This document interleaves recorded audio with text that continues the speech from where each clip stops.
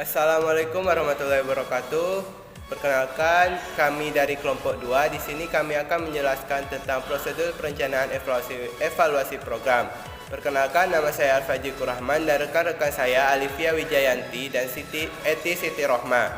Baiklah, saya akan menjelaskan yang pertama, yaitu mengenai prosedur perencanaan evaluasi program.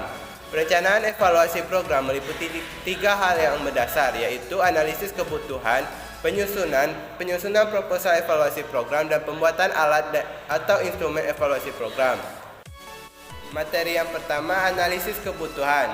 Kaufman dan English dalam Suharmis Al-Kunto menekankan perlunya analisis kebutuhan di dalam penyelesaian masalah-masalah pendidikan. B. Penyusunan proposal evaluasi program. Evaluasi program sebenarnya juga merupakan penelitian. Namun, evaluasi program memiliki ciri khusus, yaitu adanya tolak ukur atau kriteria. Yang C. Pembuatan alat dan instrumen evaluasi program. Instrumen memegang peranan penting dalam menentukan kualitas data yang dikumpulkan. Semakin tinggi kualitas instrumen, semakin tinggi pula hasil evaluasinya. B. Menyusun proposal evaluasi program. Perlu ditegaskan kembali bahwa pada dasarnya evaluasi program tidak lain adalah penelitian, tetapi memiliki ciri khas. Meskipun memiliki kekhususan, namun ada beberapa hal penting yang perlu diperhatikan oleh evaluator, sama dengan hal-hal yang harus diperhatikan oleh peneliti. Adapun langkah-langkah dalam menyusun evaluasi program, yang pertama menyusun proposal, 2 menyusun alat pengumpul data, ketiga menganalisis data, keempat mengambil kesimpulan dan merumuskan rekomendasi. Pengertian dan status proposal dalam evaluasi program. Proposal adalah seluruh rencana kerja yang menggambarkan semua kegiatan yang akan dilakukan dalam pelaksanaan evaluasi program. Kedua, cara menyusun bagian pendahuluan. Yang pertama, latar belakang masalah. Kedua, identifikasi masalah dan pembatasan masalah serta pertanyaan evaluasi. Ketiga, tujuan umum dan tujuan khusus. Keempat, manfaat evaluasi.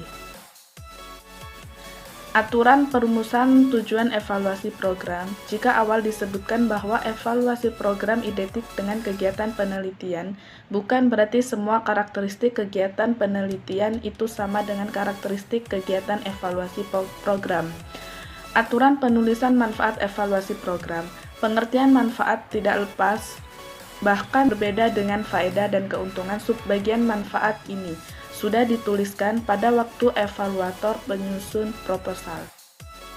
Yang ketiga, cara menuliskan bagian metode evaluasi program. Metode adalah kumpulan metode yang berkenaan dengan kegiatan yang dilakukan.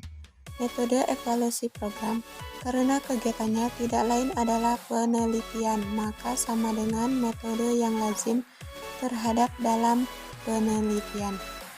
Secara garis besar, ada 4 hal yang perlu diatur dengan metode tertentu dalam langkah evaluasi, yaitu 1. Penentuan responden atau subjek sumber data. Yang kedua, metode pengumpulan data. Ketiga, penentuan alat atau instrumen. Dan yang keempat, analisis data. Penentuan responden atau sumber data. Dalam setiap penelitian, dalam hal ini evaluasi, kita harus berpikir sederhana mengenai 1. Apa objek yang dievaluasi atau indikator. Yang kedua, dari mana informasi tentang objek tersebut dapat diperoleh atau sumber daya.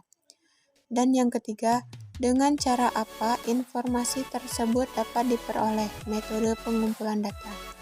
Yang B, metode pengumpulan data.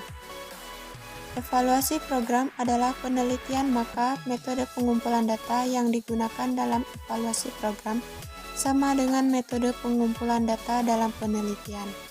Jenis metode yang dimaksud adalah angket, wawancara, pengamat, tes, dokumentasi, dan inventory. Penentuan instrumen pengumpulan data. Dari arti istilahnya, instrumen menunjukkan pada suatu yang dapat berfungsi sebagai pembantu agar usaha pencapaian tujuan lebih mudah. Dalam usaha pengumpulan data, instrumen berfungsi untuk mempermudah, memperlancar, dan membuat pekerjaan pengumpulan data menjadi lebih sistematis. Paduan tersebut dapat diwujudkan dalam bentuk daftar hal atau tabel. Sebagai contoh, jika evaluator akan menilai notulen rapat, maka hal-hal yang perlu digali adalah 1. Hari, tanggal rapat. 2. Pimpinan rapat.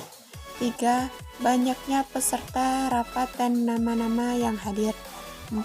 Acara atau isi pembicaraan. 5. Kesimpulan atau hasil rapat. Yang keenam, rencana tindak lanjut. Baik, mungkin hanya itu saja yang dapat kami jelaskan. Kurang lebihnya saya mohon maaf. Kepada Allah saya mohon ampun. Wabillahi taufiq wal hidayah. Wassalamualaikum warahmatullahi wabarakatuh.